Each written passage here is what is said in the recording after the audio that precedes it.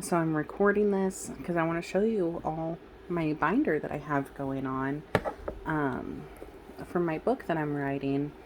But um, Snapchat doesn't let me do multiple videos, and I'm going to put this in our writers group chat. And I just want to show everyone because I'm really proud of my binder so far.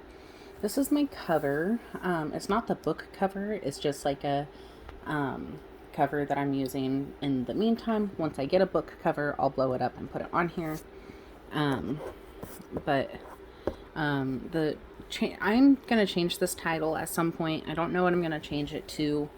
I do think I want like the main title to be Equarus, but yeah. Anyway, I have this title page. I'm gonna go through all of this. Some of you guys have seen all of it, but I'm gonna actually show the entirety of my thing. Not super detailed, but enough. This is where how many pages I have, and it's none of it's the actual story. This is just my development stuff. So that's why I have it in a 2-inch binder, because I knew I was going to be having a lot of paper. I have everything tabbed. This in between tab is going to be world building before characters. So anyway, so the first few pages is all plot information. We have the conflict, and then a rough sketch of who, what, how, and why.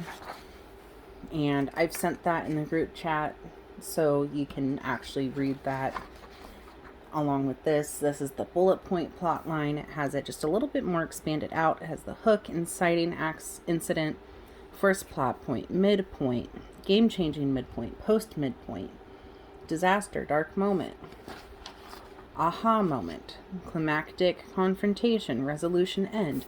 And then I added what is the prophecy. I have like pen marks. What is the prophecy?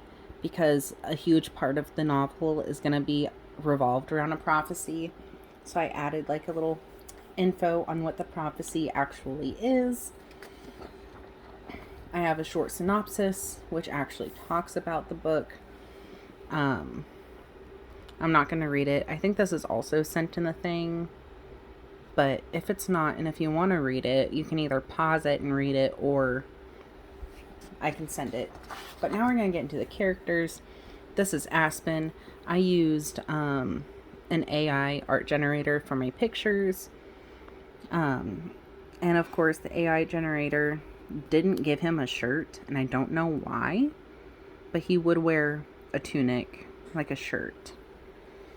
But yeah, this is what he looks like. And Aspen's pronouns are he, they. And as we go through, we have the basic profile. So I need to change that. I have since learned that it is racist. So it's going to be clan or like town, not tribe. So I don't perpetuate stereotypes. Anyway, role in the story, physical description, age, personality type, distinctive skills. What is their greatest fear? What is their misbelief? What happened to the character's past to make them believe in the misbelief? What do they do most often to criticize? What do they most often criticize others for? What is their love language? How do they respond to emotional pain? And of course, I messed it up, so answers on the next page. Top 3 things she values most in life. Is there an object that they can't bear to part with? Describe a typical outfit for them. What is their method of manipulation? Character goals. How is your character dissatisfied with their life?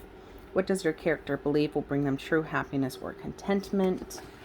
What defensive steps could they take to turn their dream into a reality? How has their fear kept them from taking this action already? How does your protagonist feel they can accomplish their goals while still steering clear of the thing they are afraid of?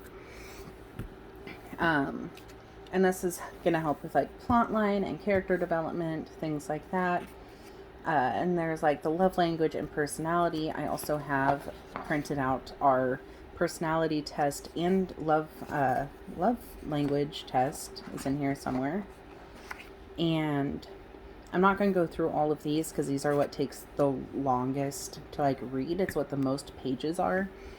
But the reason I printed these out is so that I can be like, well, what would my character do in this situation? And if I wasn't sure, I can go to one of these tests and I can see, like, oh, I think deeply about things. So this character would sit and actually think through what could happen. What are their feelings around it, and process things. They're always prepared for disaster. So it's like a lot of, what would they do if they feel the world is going to end? They would plan for it. They would try to come up with some sort of a plan, things like that. So that's what all this is, and there's so many pages. And then the results page, you can see here that Aspen is very clearly a 6, is the biggest pie slice. And on here I just have like a brief description of what a 6 personality is. It's like they're hyper vigilant, they have anxiety, but they're also very loyal, and they like to host and be there for their friends, things like that. And then their love language quiz I have on here also, so I can reference how Aspen would express their love or gratitude to someone. And that's also one of the longer things. And then I also have the results on here, so you can see here that Aspen's love language is mostly acts of service and quality time. And they do not like to be touched to express like their love, or be touched, or like touch other people. They like to do those things, but they don't like to do that as a form of expressing their love and appreciation for someone. And then a synopsis of what acts of service and quality time really means. Then we have Amaranth. Their pronouns are they, them. Amaranth is a deer spirit who is Aspen's love interest. They eventually fall in love. Anyway, we're 7 minutes in. But it's the same thing. It's all the same stuff for them. You can see I've already, like, changed that. But yeah, it's the same stuff for them as well. And organized just a little bit, not differently, but so everything is on one page. So, like, what is our love language isn't on another page with the answer on the next. And personality quiz. We'll skip to the back where it shows the results. Right here. You can see that Amaranth's personality is distributed between 3, 8, and this is 7. It just got cut off. And it makes sense because all of them revolve around being not self-absorbed, but self-confident and assertive and extroverts and things like that. So you can see that really shows in this chart. And then again, like this, and you can pause it to read this if you want. But then we have their love language, which they answered very similarly to Aspen.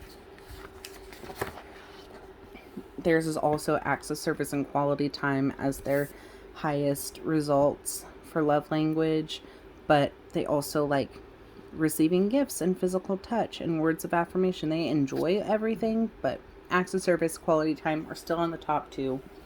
And I just did the same synopsis for that as well. And then I have just pages, blank paper, in case I decide to physically write something, but most of it is on the computer. And then if I close this like that, you'll see I have my little tabs that I really like. So there is my book, my binder for my book. That isn't even the book yet. And I am eventually going to have the actual book in here, but at this rate, my development stuff is going to be in its own binder. I might put it in a 1-inch binder and then put my story in the 2-inch binder. Because, yeah, we'll see. But I'm very proud of it, and I wanted to show it all to you.